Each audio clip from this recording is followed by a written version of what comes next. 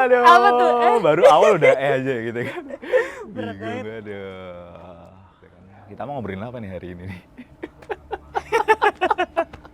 Kan pusing juga. Kita nggak bakal ngobrolin hal-hal yang berat ya, karena ini kan namanya ruang sambat. Oke. Dan pastinya kita akan saling sambat. Kesempatan sambat pertama aku berikan kepada diriku sendiri. Oke. Jadi dulu kan aku pernah posting konten ya di Instagram gitu. Aku juga banyak baca-baca tulisan kan. Ini aku mau sambat soal masalah percintaan. Oke. Percintaan kayak masalah semua orang dulu nggak sih? Semua orang, iya. Iya. Kamu punya masalah percintaan? Malu banget loh. Nanti kamu cerita. Nanti ya, nanti. Oke, nanti. Jadi dulu kan aku pernah posting konten di Instagram. Kalau nggak salah, saya ingatku itu tulisannya, ntar aku inget-inget dulu ya Oh, tulisannya. di Instagram berarti tahun. Instagram, baru-baru ini sih Instagram itu. Uripku tak pasrah ke Gusti wae. Biyen tak atur dhewe malah ambyar. Aku posting kayak gitu tuh karena pada saat itu aku ngerasa kayak semua yang sudah aku pengenin, aku tata A, B, C dan segala macam itu kok kayaknya malah jadi hancur gitu kan. Termasuk di dalam urusan apa ya, percintaan. Aku agak lucu kalau ngomongin soal percintaan ya. Karena aku wongnya sambat ya. Maksudnya sambat kok urusi percintaan kok. Loh, kan sambatin percintaan. Iya benar juga. Iya benar dong. Tapi gini, ada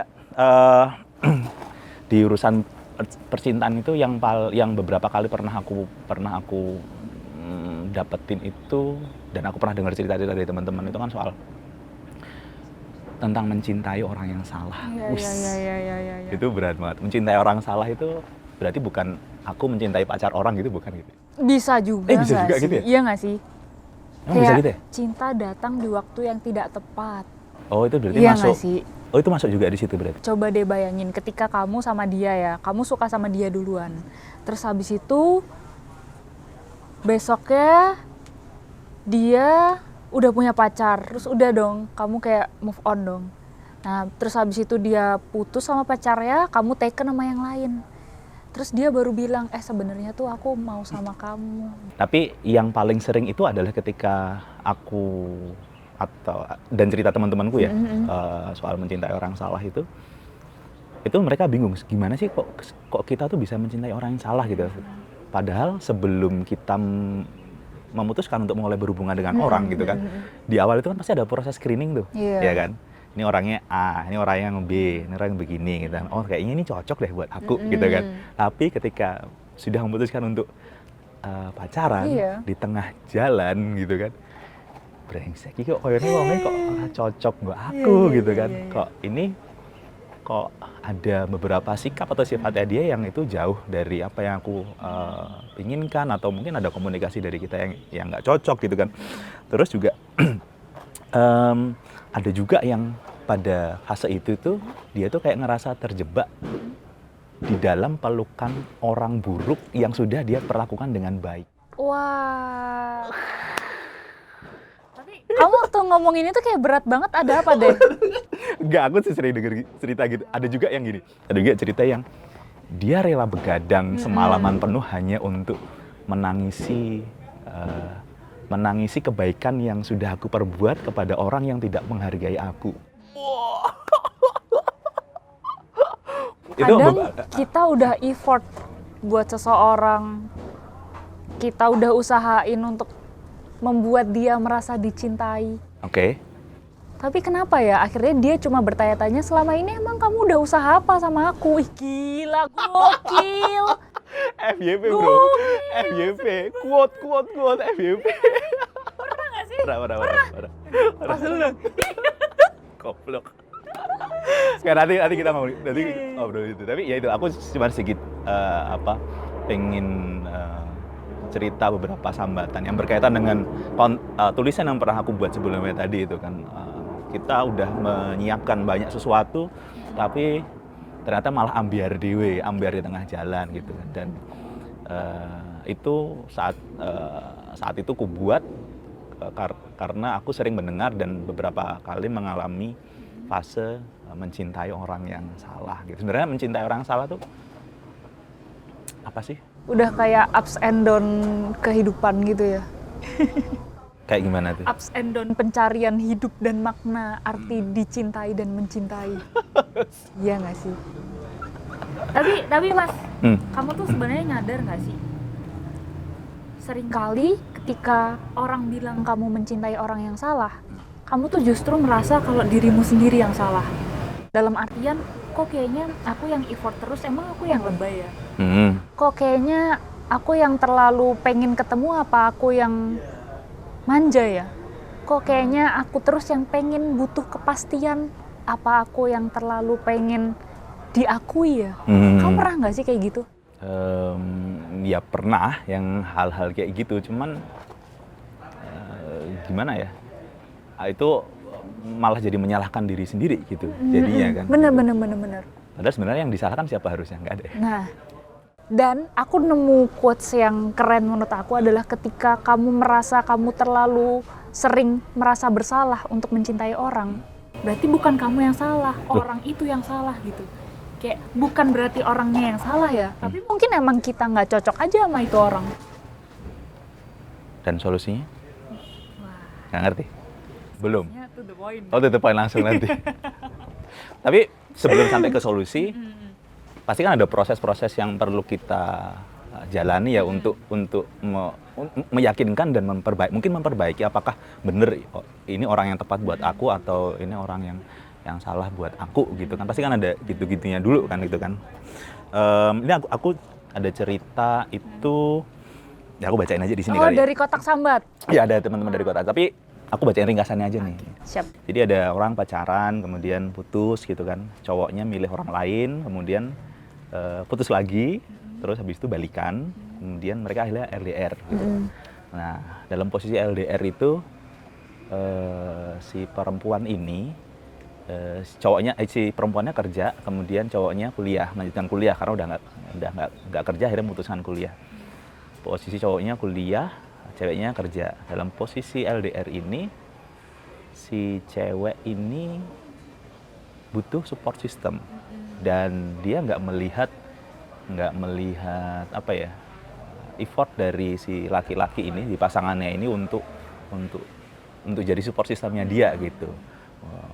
Ketika dia sedang mengerjakan sesuatu, tugas gitu kan, mungkin kuliah gitu kan, mengerjakan sesuatu di kotanya, dia butuh bantuan orang dan dia dibantu oleh teman-temannya yang mayoritas itu cowok gitu. Malah si pacarnya ini malah marah gitu kan, kamu kenapa sih kok malah minta tolong ke teman-teman cowok, aku cemburu dan segala macam gitu. Terus ya hal itu berlangsung lama dan sampai akhirnya si cewek itu capek sendiri dengan hal-hal kayak gitu kan. Udah LDR, nggak ada support dari pasangannya, kemudian dia juga nggak merasa pasangannya itu mau bergerak atau melakukan sesuatu untuk dia yang berada di kota lain gitu. Kadang-kadang kalau LDR itu memang begitu ya, agak tricky juga ya LDR ya. Terus si perempuan ini ya akhirnya dia menganggap bahwa pada posisi saat itu hanya dia sendiri yang berjuang untuk hubungan itu gitu kan. Apakah si orang ini sudah masuk dalam fase mencintai orang yang salah atau gimana? Oke. Menurut aku ya. Karena iya kalau LDR itu kan pasti ya. LDR tuh emang tantangannya banyak ya. Benar. Dan kejelasan komunikasi di antara keduanya itu juga harus sejelas mungkin. Batasan-batasan yang diberikan juga harus dikomunikasikan secara jelas, ya nggak sih? Nah, contohnya nih, kamu pernah LDR nggak? Selama LDR tuh kamu merasa kamu harus membuat batasan yang jelas nggak sih sama pasanganmu dulu? Kayaknya pelan-pelan. Satu dulu, kamu pernah LDR nggak sih? Aku jawab pernah. Gitu. Jangan langsung deng gitu. Justifikasi kalau pernah ya. Iya. Pernah nggak sih? Kayaknya kamu tahu banget kalau aku pernah LDR gitu. Ya. Asli dong. Pernah nggak? Pernah. Oke, aku pernah LDR. gitu kan. Oke. Terus habis itu Selama pertanyaan, kamu LDR, kamu pernah nggak sih membuat batasan sejelas mungkin sama pasanganmu biar kamu sama dia tuh sama-sama percaya, sama-sama paham aktivitas kalian apa gitu? pernah. Maksudnya ya membuat batasan-batasan, aku melakukan ini, kamu melakukan itu. Ya kita komunikasikan dengan rinci di situ, detail ya, karena LDR tuh apa ya? Ya mau apa lagi selain berkomunikasinya lewat handphone gitu kan. Iya. Ketemu juga mungkin sebulan 2 bulan sekali gitu kan, ya aku perinci di situ kegiatan aktif. Yang penting kita sama-sama paham nih bahwa aku di sini melakukan A, B, C dan segala macamnya. Kamu di sana melakukan A, B, C dan segala macamnya. Dan nanti mungkin kita bisa melakukan A, B, C bareng-bareng pada saat ini dan segala macamnya gitu kan. Memang harus ada kayak kontrak agak tertulis gitu kan untuk peserta LDR. Peserta LDR. Untuk peserta LDR memang harus ada kayak gitunya. Cuman ya itu kan ada aja distraksinya gitu kan. Pasti kan mungkin ada gangguan-gangguan dan segala macamnya dari ya hal-hal yang nggak kita duga gitu. Tapi kalau dari cerita tadi tuh aku kepikiran kayak gini deh Mas. Seringkali orang menganggap hubungan itu sesuatu hal yang take and give. Aku pernah baca itu. Iya nggak sih? Ya harusnya give and give harusnya. Ya nggak sih? Bahkan Enggak ya. Aku nggak bisa menjawab. Oh nggak bisa menjawab. Bahkan orang itu pengen menjauhi hubungan relasi romantis karena relasi romantis itu adalah sesuatu hubungan yang transaksional. Dan aku nggak mau kalau aku dimanfaatin, aku harus bermanfaat untuk orang lain kayak gitu. Mungkin itu adalah bagian dari permasalahan yang tadi. Karena mereka masih beranggapan bahwa hubungan itu take and give tadi itu. Jadi ada sesuatu ketika aku melakukan sesuatu buatmu, kamu harus melakukan sesuatu buatmu. Padahal mungkin ketika kita udah cinta sama sesuatu, ya kita dengan rela untuk melakukan itu gitu loh. Iya. Tanpa kita, mungkin nih contohnya, ketika kamu LDR, kamu kangen banget sama pasanganmu. Terus kamu ya udah tiba-tiba datang aja ngasih surprise, kan seru tuh. Ih, langsung senyum-senyum, kenapa deh? Gak ada senyum. Nah, tapi yang balik lagi ke cerita yang tadi itu kan, di satu sisi itu si perempuan itu nggak ngerasa si pasangannya itu mau melakukan hal-hal kayak gitu. Malah dia yang give terus gitu loh. Yang ya mungkin dia ngerasa dia udah memberi terus, tapi kok aku ora entuk opo-opo saka pasanganku gitu kan. Aku nggak dapat apa-apa dari pasanganku gitu. Dan kalau cara berpikirnya kayak gitu, terus apakah dia sudah masuk ke dalam apa ya, area mencintai orang yang salah atau gimana tuh?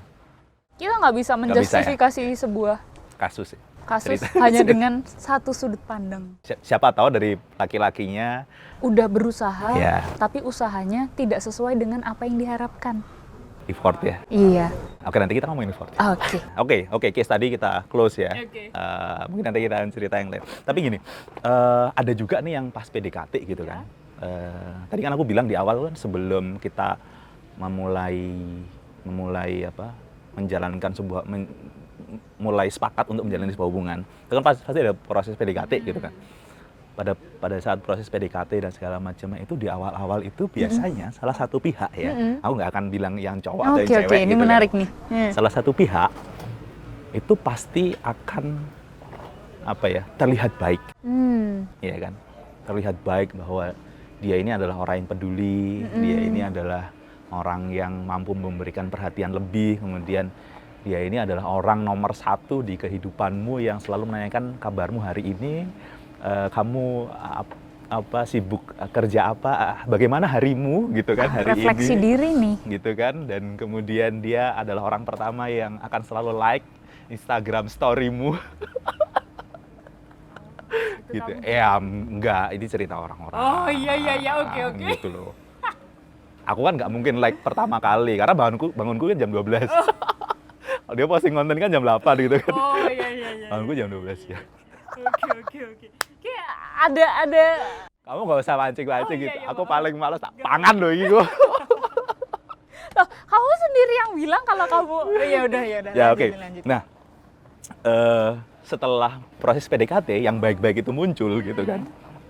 Terus akhirnya mereka memutuskan untuk menjalin hubungan pacaran kah atau entah menikah kah atau apapun gitu. Iya. Di tengah jalan semuanya berbalik 180 derajat. Nah, apakah itu artinya kita belum bisa mengenal dia seutuhnya atau memang kita sudah terlalu cepat menaruh hati pada seseorang? Oke. Ini berat ya. Bahkan mungkin ketika kita mikir-mikir kayak PDKT itu harus berapa lama sih untuk bisa benar-benar kenal dan memutuskan untuk pacaran daripada aku jatuh cinta sama orang yang salah lagi gitu. Ya nggak sih? Ada, iya. Nah, ada gitu sih. ini tuh pembahasan ini pernah dibahas sama di kelasku. Beliau adalah dosen psikologi sosial. Beliau cerita, saya sama istri saya udah menikah 30 tahun. Oke. Dan sampai saat ini pula saya belum benar-benar mengenal istri saya. Dalam artian, manusia akan terus berubah. Begitu juga dengan seseorang yang kita harapkan sebagai pacar kita, yang kita kenal sebulan, 2 bulan, 3 bulan, dan dia bakal kayak gitu terus, ternyata enggak. Namanya manusia itu dinamis, statis. Enggak statis gitu ya. Tapi poinnya di sini adalah ketika kita ada persona itu adalah masker, topeng yang kita pakai. Kan kamu anak teater kan, anak seni kan? Anak seni kan? Nah, Kalau kamu mau ke pentas itu kan mau pakai karakter apa nih? Karakter apa nih gitu. Begitu juga dengan ketika kamu ngedeketin orang. Kayak contohnya nih, ngedeketin followers enggak ya? Enggak boleh ngedeketin followers ya? Enggak ya? Ngedeketin orang nih yang kamu kenal di kafe gitu. Oh ya kamu harus macak ganteng, sok-sokan ngerjain tugas. Pesan kopi yang paling larang gitu kan. Nah, beda dengan kamu PDKT sama orang di mana contohnya? Di mana contohnya yang lain? Di mall? Wah, di mall. Kan beda tuh. Di mall emang PDKT. Gimana caranya PDKT di mall dah? Di mana? Di mall tuh ganteng-gantengan dong. Iya, emang enggak waktunya PDKT. Di Gimana kafe lagi? sama di kafe atau di tempat konser musik mungkin bisa ketemu gitu kan? Ya, iya kan? Ya mungkin ya. Nah, kalau di konser musik kan yang dibahas musiknya. Yeah. Aku suka banget nih sama lagu ini gitu. Kalau di kafe kamu deketin orang, aku suka banget nih sama, ya apaan sih? Aku lagi nggarap tugas kok. Iya kan? Ngomong kayak musik, tutuk sih. Gitu, jadi kayak apapun yang kita lakukan ketika kita ketemu sama orang, kita bakal pakai sebuah persona atau masker gitu. Nah, ketika kita lihat ada teori namanya window jauh hari. Wih. Paham. Oke. Apa tadi? Teori window jauh hari. Window jauh hari. Tolong ini nanti dikasih penjelasan window jauh hari apa nanti dijelasin sama si. Aku nggak ngerti. Window jauh hari. Nah, window jauh hari. Jadi tuh sebenarnya manusia itu ada sisi di mana dia kenal sama dirinya. Oke. Ada sisi di mana dia nggak kenal sama dirinya.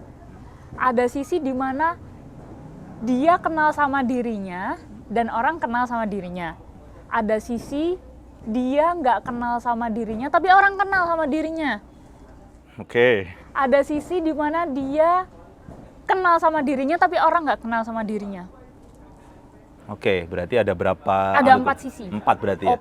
Open itu adalah dia tahu, orang lain tahu. Terus habis itu kalau blind itu dia nggak tahu, tapi orang tahu. Hidden itu dia tahu tapi orang nggak tahu. Terus sama unknown, nggak ada yang tahu sama sekali. Tadi mau bilang ya. Oke. Nah, kotak yang open itu, yang dia tahu orang tahu, itu akan semakin membesar ketika kita terus berinteraksi sama seseorang. Oh, jadi istilahnya jendela ini akan terbuka lebar dikit-dikit. Jadi kalau misalnya jendela ini baru dibuka dikit gini, habis itu semakin kenal dibuka. Dikit-dikit, iya. Tutupnya kapan? Wah, nggak ada?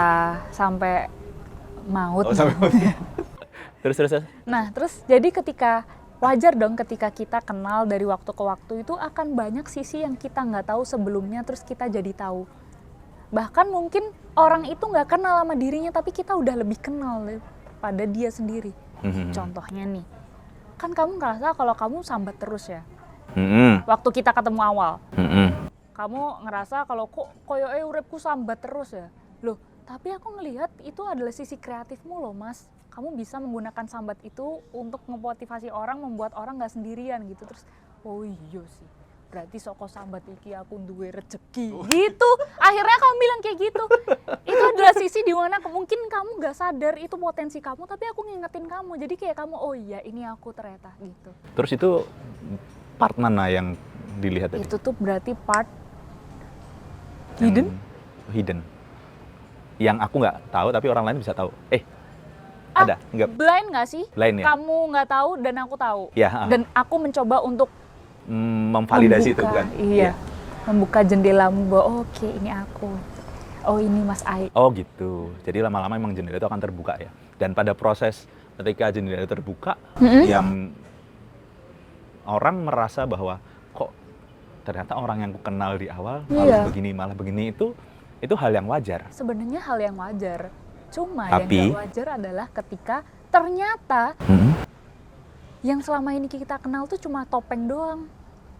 Oke. Aku nggak tahu sih kamu pernah ngerasain nggak ketika kamu kenal sama orang, mungkin kenalnya di medsos. Wah, wongnya kayak gini, pencitraannya apik, tiba-tiba kenal, kok gini tuh. Pernah nggak sih? Pernah. Apalagi kamu kan sebagai orang yang senior ya di media sosial. Iya nggak sih? Nangannya gawa-gawa status, gawa-gawa umur dan segala macam gitu.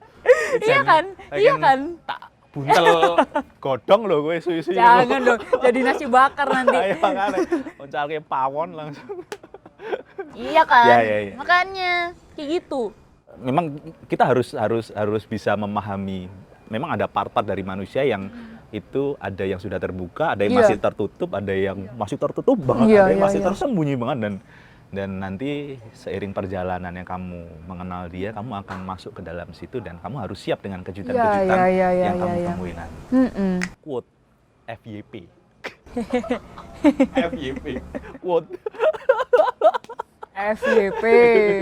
Oke. Tadi kan kamu sempat ngomongin soal effort nih. Nah, aku kan ini agak Apa? Agak lucu Curhat juga, lagi, agak lucu juga soal effort gitu kan. Sebenarnya tuh effort tuh bisa diukur nggak sih? Oke. Sebelum aku atau kita bahas tentang effort, aku pengen nanya dulu. Mas Ai pernah baca love language? Pernah. Bahasa cinta ya? Iya, bahasa cinta. Bahasa Indonesia bahasa cinta. Ada 5 bahasa cinta. Yang pertama ada receiving gift. Oke. Yang pertama quality time. Receiving gift pertama, kedua quality time, ketiga physical touch, keempat word of affirmation, dan kelima act of service. Act of service. Nah, dari 5 itu kira-kira Mas Ai itu bahasa cinta yang paling tinggi itu mana sih? Aku mau tanya ini ke kamu, tapi kamu udah tanya duluan. Kamu curang. Yes. Kamu apa deh? Kamu apa dulu? Kamu apa? Aku dikasih love language apapun, aku langsung jatuh cinta. Merana banget ya. Tapi kalau aku ngeliat kamu kayaknya ini deh. Alah, word kamu of jangan affirmation deh. Hah? Iya deh. Kayak, iya. Kan kamu selalu bermain dengan kata-kata. Kamu nyemangatin orang juga dengan kata-kata, enggak ya? Enggak, itu aku acting kan. Tapi apa namanya itu? Physical touch. Kemudian kayaknya yang kedua itu act of service sama receiving gift itu menarik sih menurut aku. Suka dikasih hadiah gitu. Oke. Physical touch, act of service, receiving gift ya. Kalau Jawa? Nah, kalau aku nih. Kalau sebelum kamu jelasin ya. Aku quality time. Oh, ada quality time ya? Iya, bener itu. Terus apa dong kamu? Jadi berubah? Agak serius. Apa dong? Quality time yang pertama? Iya. Quality time, physical touch, ya. sama receiving gift? Enggak. Yang ketiga apa tadi ya? Word of affirmation, enggak? Receiving gift aja deh. Receiving gift, oke. Receiving gift ya? Berarti yang ketiga receiving gift? Iya. Oke. Nah, terus habis itu, misal kamu lagi sedih. Terus, ini berarti nggak jawab aku ya? Jawab. Aku quality time, physical touch, sama... Jangan bilang receiving gift. Enggak. Aku pengen cari yang beda nih. Terus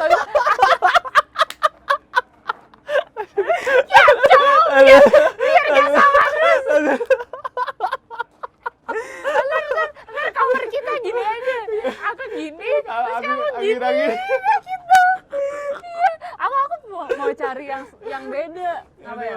Mosok tenan iki.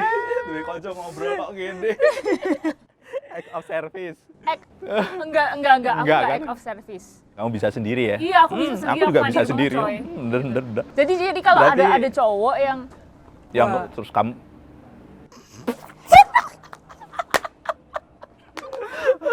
Maaf. Jadi kalau ada Jadi. kalau Kak gini. Jadi yang ketiga tadi apa receiving gift ya? Iya, Ya udah, sering gitu ya aja deh. Oke, Tapi enggak deh kayaknya. Iya. Word of affirmation. Oh ya, oke. Nah, nih misal nih, masalahku adalah kayak gini. Banyak orang yang bilang kalau cowok itu pengen banget untuk dibutuhkan. Oke. Kalau ada apa-apa bantuin, kalau Ya, ada ya, apa-apa ya. telepon, Ah, kalau ah. ada apa-apa cerita ke aku Dan gitu. itu membuat cowok tuh merasa kayak aku datang sebagai pahlawan untukmu. Nah. Ada ceweknya, kowe iki ngopoe? Nah, Aku kira sebagai butuh kowe banget gitu. sebagai cewek anak pertama yang harus mandiri itu tuh nggak relate banget sama aku kayak Nothing. apaan sih? Ente kadang-kadang Ente kadang-kadang. Kamu kalau ada apa-apa bilangnya ke aku. Ente kadang-kadang gue bisa sendiri kok gitu kan. Iya. Nah, jadi menurut aku nih bisa jadi ketika kita ngerasa effort kita lebih besar daripada dia dan dia nggak effort sama sekali, jangan-jangan emang love language kita beda. Masuk. Iya Paham nggak aku sih? sekarang ya. Contohnya nih, kamu tadi yang pertama apa? Quality time. Quality time ya. Terus ketika kamu sedih, mungkin quality time kamu pengennya ditemenin kalau kamu sedih. Ya. Tapi akunya ya udah deh aku anterin GoFood ya. Kan kayak Kok beda banget gitu. Itu iya malah kan? act of service ya. Malah Iya jadinya kan? dia- Receiving gift dong. ya udah receiving gift. Iya kan? Bener, Terus kayak aku tuh pengen ditemenin kok malah cuma dikirimin ini doang sih, apa dia nggak sayang ya, apa dia nggak punya waktu ya buat aku. Nah, ya nggak? Ya. Masuk akal sih itu. Masuk Bener. akal. Berarti memang kalau kita ngomongin effort itu bisa diukur atau enggak, Iya. sebelumnya kita harus ngerti dulu nih love language pasangan kita tuh apa gitu. Bahkan sebelum kita tahu love language pasangan kita harus tahu love language Kita dulu. itu apa. Oh iya. Biar kita tahu bisa menyampaikan ya. pengennya apa gitu. Wah.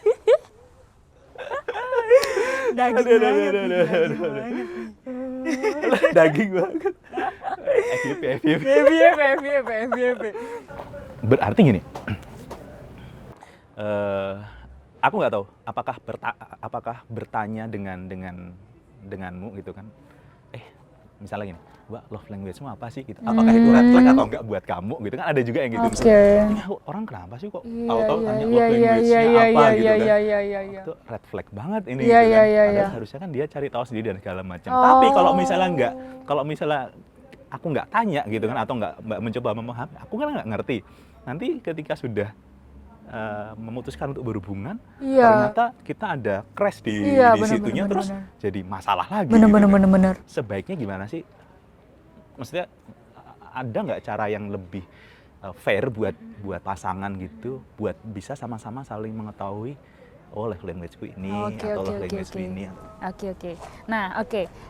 Tadi kita berarti bicarain antara PDKT sama pacaran ya. Ya. Ini yang paling kita banget lah ya. Yeah. Nah, sebenarnya PDKT itu bukan tentang lama atau enggaknya PDKT baru pacaran.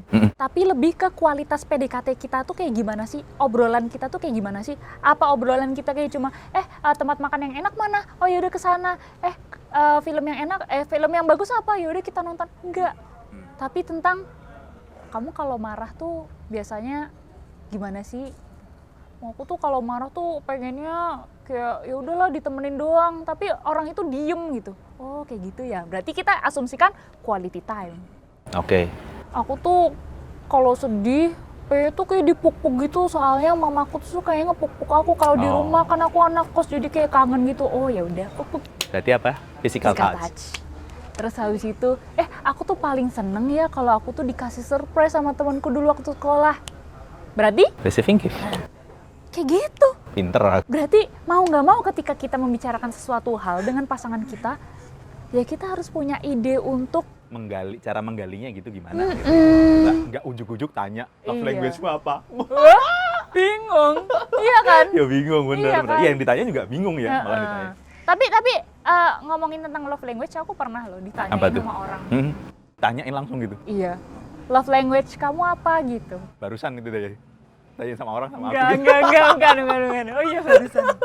Kemarin. Waduh. love language kamu apa gitu. Terus abis itu aku bilang, oh aku love language-nya physical touch. Oh ya udah besok hari Minggu yuk. Nah, sayangnya adalah physical touch ini kan akhirnya diasumsikan sebagai Iya. having sex. Padahal tuh bukan itu, bahkan sekalipun kita orangnya physical touch, kita nggak mau loh langsung dipegang orang. Iya, benar. Izin itu perlu banget, konsen itu perlu banget. Jadi hati-hati ketika kita memberikan bahasa cinta kita pada pasangan kita. Jangan sampai itu disalahartikan sebagai sesuatu hal yang itu bermanfaat bagi kita aja. Ya, buat si itu yang minta itu aja tadi kan. Gitu. Oh, pernah punya pengalaman gitu ternyata? Iya. Mantap kan? Ya nggak mantap juga lah, ya ngawur juga sih. Lah kan pengalaman, Iya, tapi iya. aku bisa berhasil menjaga diri itu keren. Nah, gitu. itu yang mantap. Mantapnya. Xiaomi. Jam kita sama, Xiaomi. Ngaco nih. Ini sponsor harusnya. Sponsor, iya harusnya. Nantilah, bismillah. Bismillah. Oke, love language gitu ya. Nah, gini aku nanya, love language itu sebenarnya bisa kita dapetin dari mana sih? Karena kan pasti aku sama kamu mungkin beda.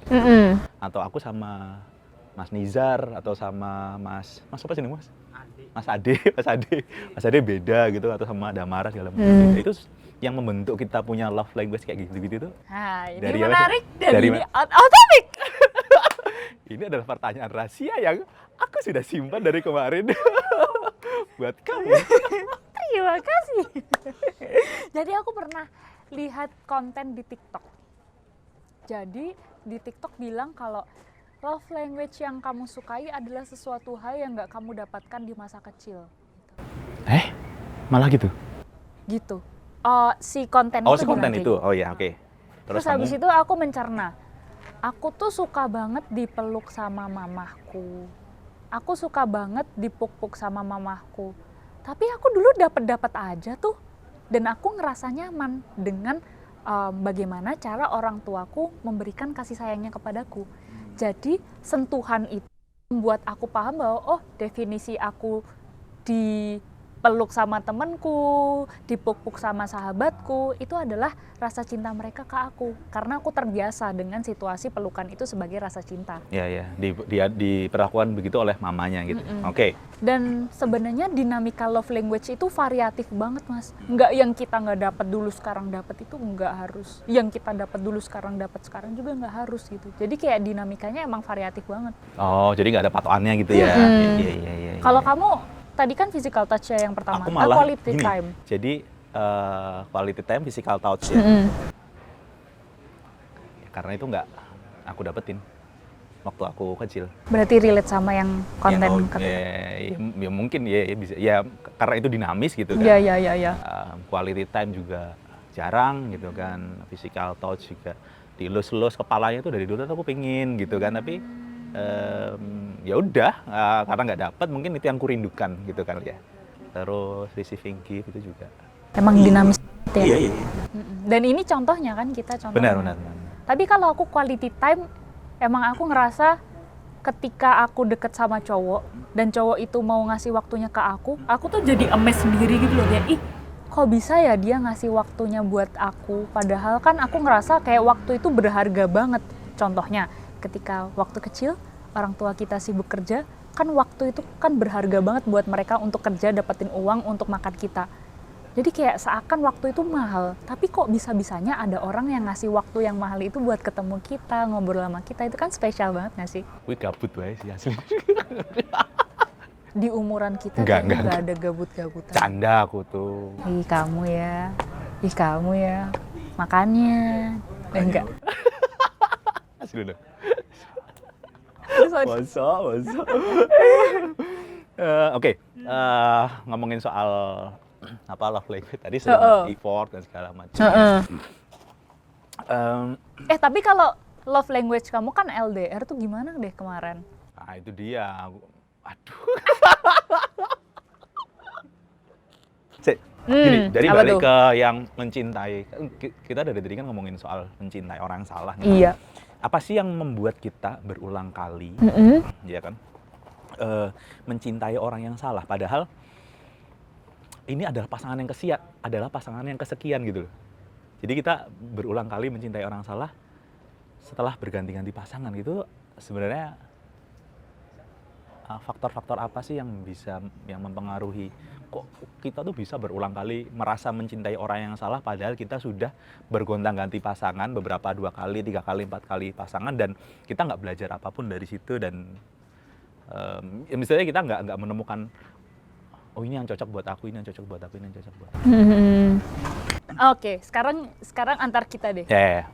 Kalau boleh jujur nih, apa sifat atau sikap dari pasangan kamu yang kayaknya sama terus dari dulu sampai sekarang yang membuat itu gagal?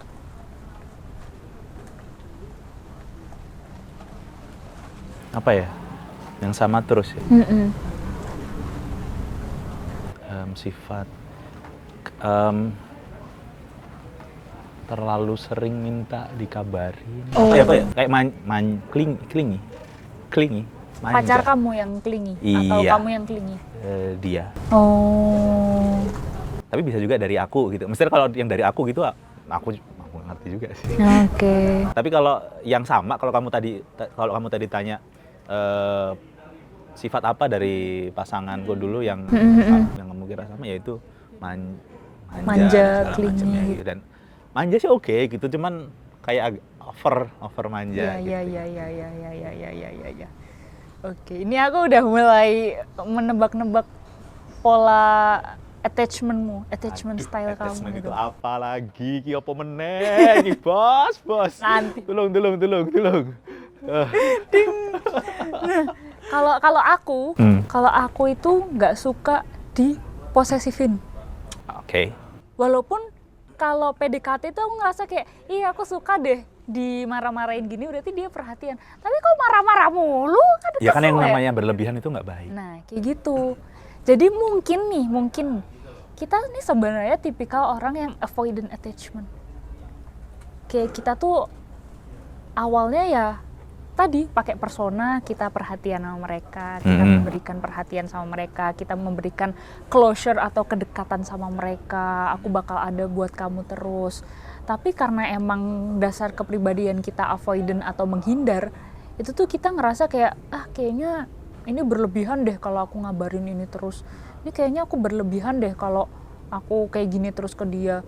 Terus yang awalnya kita ngasih perhatian tapi tiba-tiba kita pergi, dianya kan juga bingung kok berubah sih? Ya ternyata emang dasarnya kita avoidant, dasarnya kita menghindar dan tidak mau kedekatan yang benar-benar dekat karena kita tahu punya prioritas yang lain gitu.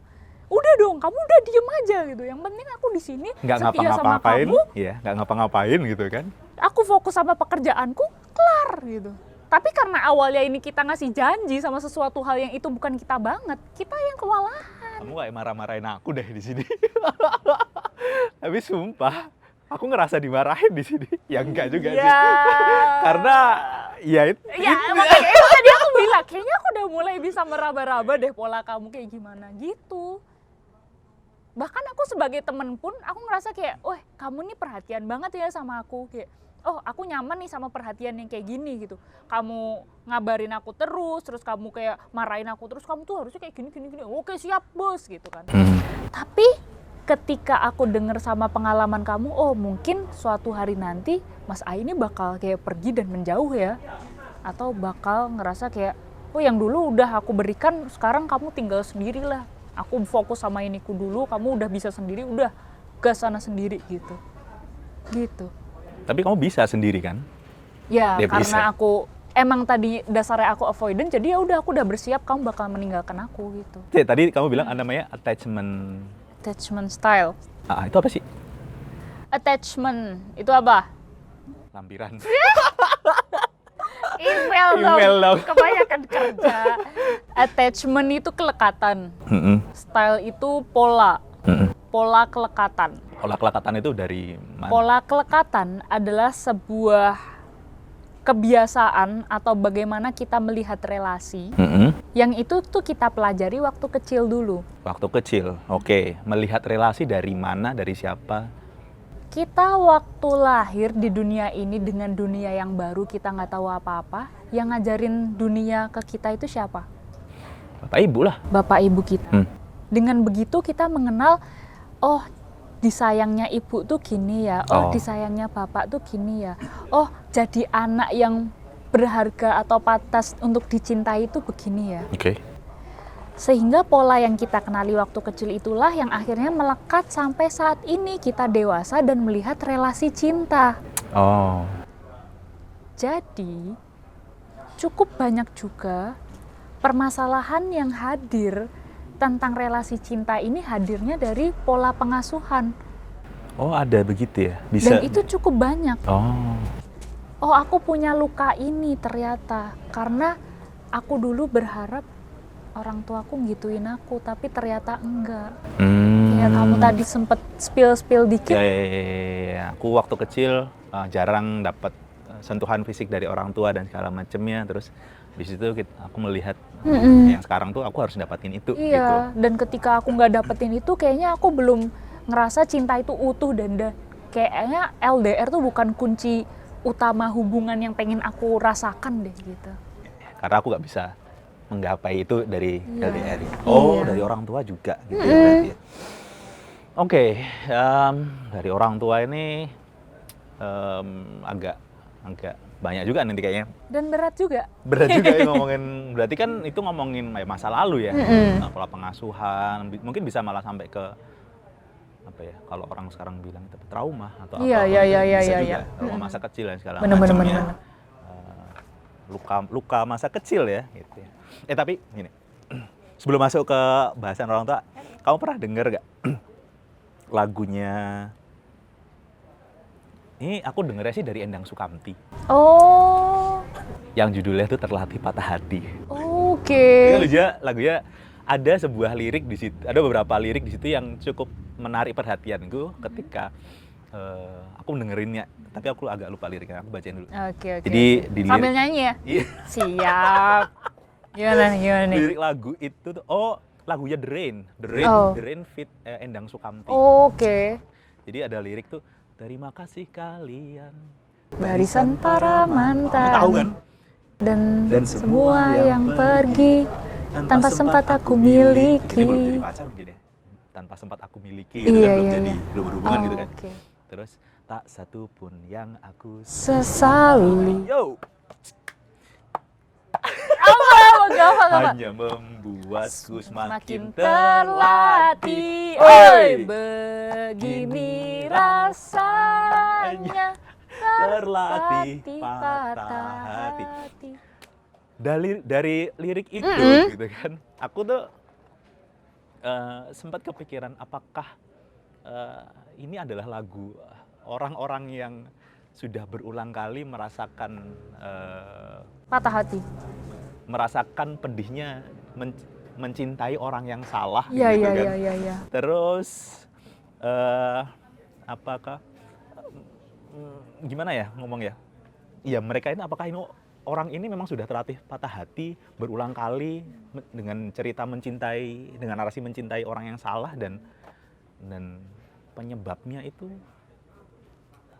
opo biasanya ketika orang sudah mendaku bahwa aku adalah orang yang berulang kali, aku adalah orang yang terlatih patah hati gitu kan, dan aku adalah orang yang berulang kali mencintai orang yang salah, dan aku bangga dengan itu, tapi dan kita saja nih loro gitu kan. Gitu tuh, itu masuk ke yang kamu jelasin tadi soal attachment style gitu juga nggak sih, atau ada penyebab lainnya nggak sih? Kenapa sih orang-orang ini bisa sebegitu kuatnya, kemudian bisa sebegitu bisa sebegitu bangganya ketika dia berulang kali mencintai orang yang salah dan sudah terbiasa terlatih patah hati. Nah, gini Mas, aku pernah baca sebuah artikel tentang failure, kegagalan. Oke. Kegagalan terbesar dalam hidup kita adalah tidak belajar dari kegagalan itu. Bisa jadi di lagu ini kita hanya memahami bahwa kita berulang kali jatuh cinta, tapi kita tidak sempat memaknai kenapa kita jatuh cinta pada orang yang salah berkali-kali. Stop. Quote. FYP.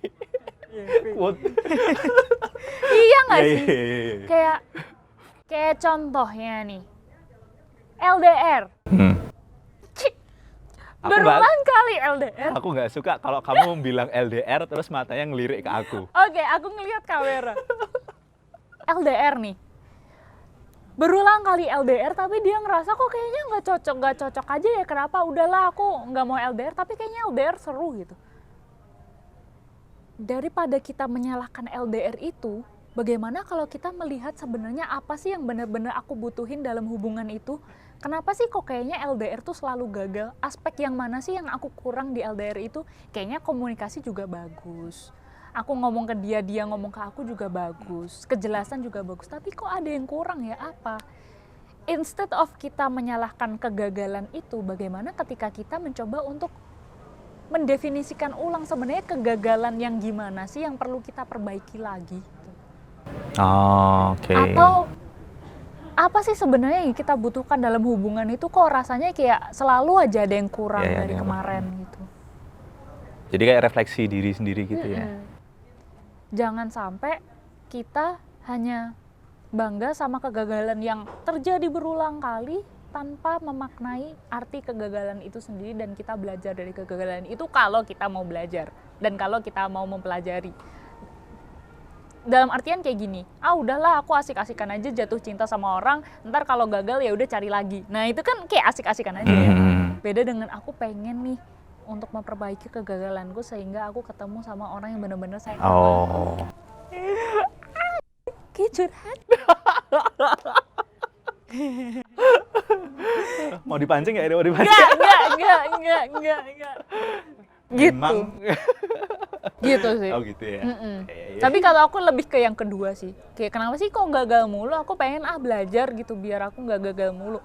Soalnya udah dibilang nih sama papaku 2023 harus menikah. Gitu. Pak, enggak Om. Mau ada yang nyari ini Om. Siapa? Hormat dulu. Gitu. Oke. Tadi kan kita sempat ngomongin yang ada apa? Gimana cara gimana orang tua berpengaruh dalam proses kita gitu kan. Pola pengasuhan dari orang tua seperti apa yang akhirnya berdampak pada saat kita menjalin hubungan dengan orang lain sehingga kita ini mencintai orang yang salah terus Iya bener. Itu pola yang kayak Oke. Nah, jadi itu aku baca di sebuah buku namanya apa ya? Emotionally Immature Parent, Adult with Emotionally Immature Parent. Oke. Orang dewasa yang punya orang tua dengan emosi yang tidak matang gitu. Oke. Nah, di situ disebutkan bahwa ketika kita sekali mencintai orang yang salah, kemungkinan kita akan mencintai orang yang salah itu dengan kriteria itu terus. Karena apa? Karena definisi cinta yang salah itulah yang kita terima dari kecil. Oke. Karena kita dari kecil udah merasakan cinta yang mungkin tidak tepat atau tidak sesuai dengan apa yang kita butuhkan. Gitu. Nah, sebenarnya pola asuh seperti apa sih yang akhirnya berdampak sama kita yang sekarang? Sebelum kita bahas tentang pola asuh yang seperti apa, ini ada iklan. Aku serius loh ini. Malah lagi seneng lagi asem tenan ngomong iki. Ya, terus. Oke. Nah, kita perlu mengenali dulu sebenarnya pola kelekatan tuh apa aja. Attachment style tadi, bukan? Pola kelekatan atau attachment style. Pinter. Aku. Yang pertama ada apa? Gak tahu. Avoidant attachment. Yang kedua adalah anxious attachment. Yang ketiga avoidant anxious. Yang keempat ada secure. Yang aman. Ini yang kayak idealnya kita semua untuk mencapai ke sana. Anxious itu disebabkan dari kita dulu yang waktu kecil ngerasain orang tua itu kadang sayang sama kita, kadang enggak. Oke. Dalam artian kadang perhatian, kadang pergi. Kadang manjain kita, kadang hilang. Ketidakkonsistenan itulah yang membuat kita bertanya-tanya sebenarnya gimana sih caranya mempertahankan orang tuaku untuk sayang sama aku terus. Oke. Dan pola yang kita kenali waktu kecil itu akhirnya terbawa sampai sekarang dan kita ngerasa anxious atau cemas terhadap cinta. Sehingga kemungkinan orang-orang seperti itulah yang menjadi orang yang clingy, manja, berharap orang itu sama kita terus karena nggak mau ditinggalin kayak kita ditinggalin sama orang tua dulu. Karena kita tahu rasanya dimanjain, kita tahu rasanya disayang, dan kita nggak mau ditinggalin dengan cara yang sama seperti orang tua kita dulu. Anxious, clingy. Berarti ya itu yang menyebabkan orang-orang itu clingy, jadi manja dan segala macam. Oh. Bahayanya adalah ketika kita mencoba untuk mendefinisikan cinta dengan bertemu dengan orang, pacaran, gagal, pacaran lagi, gagal, pacaran lagi tanpa memaknai kegagalan itu. Kayak kita nggak bisa sendiri banget gitu. Entah kamu pernah ketemu sama temen seperti itu atau enggak, aku pernah. Dan teman-temanku kayak ngerasa atau ngomongin kayak, ih dia tuh nggak bisa banget dia sendiri gitu. Dia tuh nggak bisa banget dia jomblo, kayak dikit-dikit pacaran. Anxious. Ngerti ya. Oh iya. Suruh gonta-ganti pacar segala macam gitu juga. Ya. Yang kita kenakan jahatnya itu doang. Iya. Tapi dibalik itu dia ternyata punya ada motivasi kayak gitu ya. Dia bisa mencari. Kalau nggak punya pacar, kayak rasanya Dia tuh harga tuh nggak berharga banget loh diri. Gitu. Khawatir, overthinking dan segala macamnya gitu-gitu. Iya. Jadi kita kayak mencoba mencintai orang yang kita anggap kayak bad girl, bad boy gitu. Iya. Padahal sebenarnya oke. Damn. Masuk akal. Nah ini sembari kita ngomongin ini, sembari kita ngecocokin attachment kita tuh yang mana sih gitu ya. Oke, boleh. Itu yang anxious. Yang kedua ada avoidant. Avoidant itu adalah bagi kita yang dari kecil tuh udah jauh dari orang tua. Kamu anak pertama tuh ya harusnya mandiri. Kamu tuh cowok nggak boleh nangis. Kamu tuh kayak gitu aja harus bisa sendiri. Alah kayak gitu aja nangis cengeng. Atau orang tua kita lagi sibuk sama pekerjaannya sehingga kita harus sendiri. Sehingga kita ngerasa apa-apa bisa sendiri dong. Sehingga kita ngerasa, oh kalau ada konflik ya udah aku tinggal aja, orang-orang tuaku dulu aku nangis ditinggal. Oke. Oh sampai berpengaruh ke gitu juga ya, meninggalkan. Oke. Terus. Oh atau kalau ada orang yang butuh perhatianku banget, udahlah apaan sih perhatian orang aku aja nggak diperhatiin juga bisa hidup. Bisa jadi kita yang ngerasa pengen mandiri banget atau kita yang ngerasa orang nih clingy banget sih semuanya orang manja. Itu adalah kita yang avoidant. Sehingga kemungkinan bahayanya adalah ketika kita mendapatkan seorang pasangan, seekor kucing. Seorang pasangan kita nggak bisa memenuhi kebutuhannya karena kita nganggap dia adalah orang yang manja dan butuh kita banget. Padahal kita yang tidak memberikan itu dan kita sebenarnya juga butuh tapi kita nggak mengakui itu alias deny our need. Anxious avoidant. Sekarang yang langsung secure deh. Karena anxious avoidant itu adalah gabungan dari dua tadi di depan. Secure adalah yang aman, pola kelekatan yang aman. Kita ngerasa aman dicintai, kita tahu kebutuhan orang lain tuh gimana, kita tahu kebutuhan diri sehingga kita asertif untuk bilang kebutuhan kita itu apa gitu. Jadi ya udah, kita bisa kompromi, kita bisa diskusi, kita bisa debat sama pasangan kita dengan debat yang sehat, dengan konflik yang sehat gitu. Nah dari 3 tadi, attachment tadi kira-kira yang paling relate sama Mas Ai dan yang paling relate sama pengalaman Mas Ai itu gimana? Apakah permasalahannya akhirnya juga sama seperti apa yang aku ceritain tadi? Ya kalau berhubungan dengan orang tua waktu kecil kadang sayang kadang enggak juga banyak enggak anunya gitu kan. Ya banyak sayangnya tapi enggak menunjukkan dalam bentuk waktu yang aku pengen deket gitu ya, deket secara gitu. fisik. Iya, mungkin dia sayang karena dia memberikan materi dan segala macam itu juga salah satu sayang gitu. Bener. Itu satu cara mereka berkorban untuk cari duit dan segala macam itu juga bentuk salah satu proses. Kalau bisa dibilang yang cuek-cuek aja gitu juga enggak juga gitu kan. Terus yang secure tadi itu kalau ada apa-apa diobrolin dan segala macam. Mungkin cara berkomunikasi, aku pikir yang bisa nggak sih gabungan dari ketiganya gitu, mungkin nggak sih, tapi habis itu pada akhirnya nanti aku menganggap bahwa ya aku belajar dari pola orang tua aku dulu, mereka begini dan kemudian kayaknya pola secure tadi adalah pola yang cukup fair ketika nanti aku terapkan ke pasanganku dan segala macamnya gitu kan. Karena aku juga belajar juga kan. Aku juga nggak mau terjebak pada saat kondisi orang tuaku saat dulu itu. Dalam perjalanan juga aku, oh ternyata ada nih yang kamu sebutin. Aku nggak ngerti itu apa, cuman kalau kamu sebutin yang secure dan segala macam, cara kita berkomunikasi, kemudian cara kita menghargai pasangan, memberikan haknya, kemudian memenuhi kebutuhannya dan segala macam, kayaknya aku sedang belajar ke situ gitu, agar nanti ya aku nggak mengalami apa yang aku alami dulu juga pasanganku, aku juga bisa fair dengan pasanganku. Gitu. Great. Karena poinnya adalah attachment style itu adalah sesuatu hal yang bisa kita ubah. Dan itu adalah harapan bagi kita semua. Jangan khawatir berarti. Kalau kamu mau berubah ya. Iya. Berubah atau enggak ada pilihanmu sendiri gitu kan. Bener. Gitu. Oke. Kak Lu, semangat buat kita. Lucu banget sih. Tak buntel godong. Bakar gue sih. Tadi aku sempat nyinggung soal trauma tuh. Aku bisa jelasin sedikit soal apa. Maksudnya bisa nyampe ke trauma dan segala macamnya gitu kan. Trauma itu bisa nggak sih menjadi penyebab kita memutuskan gimana cara kita memilih pasangan? Oke. Case yang paling mudah dan paling relate sama anak-anak broken home adalah kayak gini. Misal orang tua bercerai.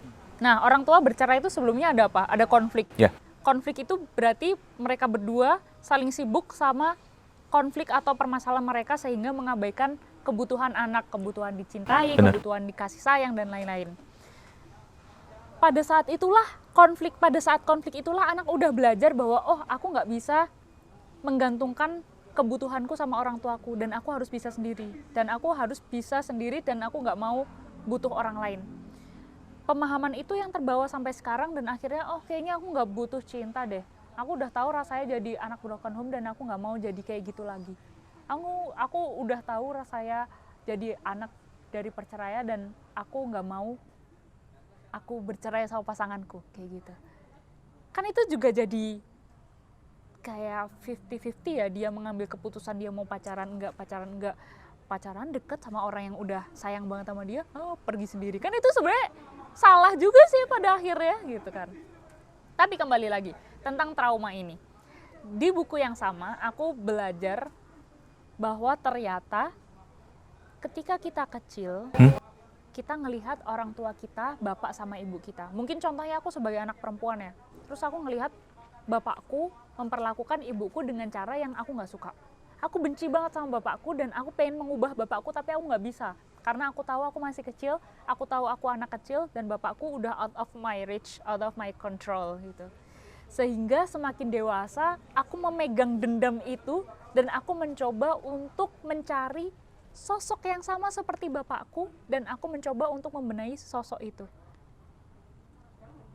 Jadi karena kamu nggak bisa nganu bapakmu, habis itu kamu mencari orang lain, kemudian kamu akan berusaha untuk mengubahnya atau apapun gitu-gitu. Dan itu kayak cari masalah sendiri sebenarnya, tapi itu trauma yang nggak bisa kita handle ketika kita nggak menyadarinya. Dan kebanyakan orang nggak menyadari. Cara menyadarinya gimana? Ada nggak caranya? Caranya, lihat aja. Selama ini kita udah merasa definisi cinta kita itu udah sehat belum sih buat kita? Apakah kita dalam hubungan percintaan itu udah ngerasa enjoy sama diri, enjoy sama pasangan, udah ngerasa disayang belum? Kok kayaknya aku punya pasangan iya aja, tapi kok aku ngerasa kosong ya sama pasanganku? Itu bisa tuh jadi kayak sinyal-sinyal, kayaknya aku perlu deh untuk mendefinisikan cinta ulang, kayaknya aku perlu deh untuk melihat diriku ulang, sebenarnya kebutuhanku tuh sebenarnya apa gitu. Gitu. Gimana? Berasa konseling ya? Rasa dimarahin. Enggak juga. Oh iya, maaf ya. Enggak kok, enggak. Aku ya. Enggak. Aku kayak ya maaf. Enggak ada yang marah. Enggak. Oke. Tapi itu nggak menutup kemungkinan kalau kamu cowok atau kita yang cowok itu melihat bapak kita seperti itu gitu. Ya. Terus ya udah, kita kayak ngerasa superior sehingga kita tidak sadar memperlakukan itu pada pasangan kita. Kita sebenarnya yang toksik tapi kita ngerasa orang lain yang salah gitu. Kacau itu. Ngomongin soal masa kecil, trauma Berat dan ya? segala macamnya itu kayaknya ya buat aku harus terus terang ini bikin aku pikir juga dulu tuh apakah aku termasuk orang-orang yang kayak gitu, kemudian segala macamnya. Aku juga ya kadang susah kan untuk menyadari hal kayak gitu kan, dan kalau nggak dibantu sama Zahwa juga agak susah juga. Karena gini Mas, yang kita tahu kalau trauma itu kan dipukul, ditendang, dicubit. Yang berkaitan dengan fisik ya. Iya, padahal nggak menutup kemungkinan kita ditinggalin waktu kita nangis aja itu termasuk pengabaian. Kita cuma, dalam artian kita diberikan perhatian lewat materi, tapi kita nggak ada secara utuh, secara fisik, saling peluk-pelukan, liburan bareng, itu juga sebenarnya bentuk dari... Misalnya kita sadar bahwa kita berulang kali mencintai orang yang salah dan itu ada hubungannya dengan masa lalu dan masa lalu, masa kecil, trauma dan segala macamnya. Terus sebaiknya gimana setelah kita menyadari hal itu? Oke. Dari tingkatan pemahaman untuk kita berubah, itu ada 3 tingkatan. Yang pertama, aware. Ketika kita udah sadar, berarti kita udah aware dong. Dan itu adalah poin yang bagus. Jangan sampai kita ngerasa gagal karena kita paham nih kalau kita salah. Terus kayak, aku kayak gini banget, udahlah orang tua aku kayak gini, udah selesai. Aware itu adalah tingkatan yang bagus dan harus kita tingkatin. Yang kedua adalah accept. Oke, setelah aware, accept. Menerima sesuatu itu ada sesuatu hal yang tidak bisa kita ubah. Itu yang kadang-kadang susah. Iya. Iya kan? Iya. Iya. Bahkan cara orang tua kita memperlakukan kita, cara masa lalu kita mengajarkan sebuah pengalaman yang pahit, itu kan juga perlu diterima kan? Iya. Dan itu adalah hal yang perlu proses. Menerima, melepaskan gitu ya. Menerima, melepaskan, aware, accept, dan yang terakhir adalah adaptasi. Bagaimana caranya aku bisa mengelola permasalahanku itu? Apakah dengan counseling? Oke. Apakah dengan refleksi setelah kita ngobrol ini, terus kita tulis lagi? Atau kita sambil overthinking nih, bayangin sebenarnya apa ya yang membuat aku kayak gini? Sebenarnya yang aku butuhin tuh apa ya? Atau ketika kita punya pasangan kita sembari belajar, oh kayaknya aku nggak suka deh diginiin. Aku mau belajar untuk biar pasanganku sama aku saling belajar dan aku juga terpenuhi kebutuhan aku, yaitu didengerin atau yaitu dikasih quality time bareng gitu-gitu. Aware, accept, adapt. Dan jangan sampai kita salah mengartikan bahwa aku harus pulih dulu sebelum aku dicintai seseorang. Itu nanti malah nggak pulih-pulih. Karena menunggu proses pulih dan segala macamnya, kalau diem aja juga. Iya. Ya ngapain ya? Waktu tidak akan memulihkan apapun gitu. Iya, bener banget. Iya kan? Dan proses itu seumur hidup. Iya bener. Gitu. Ini harusnya kopi sih, kopi hitam. Kopi hitam. Itu cerita nabi-nabi ya lah Mas. Zah, capek nih ngobrol. Iya nih. Udah aja kali ya. Ya. Minggu depan lagi aja kita ngobrol. Dengan senang hati. Iya. Kayaknya ada beberapa obrolan tadi yang tadi kamu sempat menyinggung soal komunikasi, asertif dan segala macamnya gitu kan. Ada pola-pola dia dalam sebuah hubungan tuh pasti kan salah satu kuncinya itu kan cara kita berkomunikasi. Iya. Gitu, komunikasi pasif itu gimana? Kalau kamu dapat pasangan yang komunikasinya agresif ya kan? Atau malah ternyata kalian asertif dan segala macamnya gitu. Atau tentang pemaafan juga. Boleh. Iya kan. Sebenarnya orang yang salah itu harus dimaafkan atau diganti dengan yang lain sih. Kita ngobrolin biasa aja. Oke, siap. Karena kita sudah selesai, aku capek. Aku seneng banget ngobrol sama kamu sore ini. Thank you ya. Terima kasih kembali. Next time kita akan jalan-jalan mungkin di Jogja atau mungkin kita akan pindah tempat lagi di tempat yang lain. Ngobrolin berbagai macam sambatan yang mungkin berkaitan dengan keluarga atau percintaan, hubungan kalian atau kehidupan kalian sehari-hari. Dan tentu masih sama aku sama Zahwa karena Itu sudah dikontrak dia, dikontrak. Bersama Ruang Sambat. Ruang Sambat sama teman-teman dari Oma Podcast, dari teman-teman apa jenenge iki mau sing nyilihi kamera dan segala macam ngono kae. Selora, oh ya, dari teman-teman Selora Picture gitu kan, yang terima kasih udah bantuin kita untuk bisa nampil di kamera. Udah deh, kita istirahat. Selamat tinggal sampai jumpa minggu depan dan Tetaplah sambat. tetaplah Karena sambat adalah diciptakanlah sambat agar kamu tidak perlu merasa pura-pura kuat. wow. Dadah, dadah dulu. Dadah nunjukin jam dong. Dadah. Dadah. Xiaomi.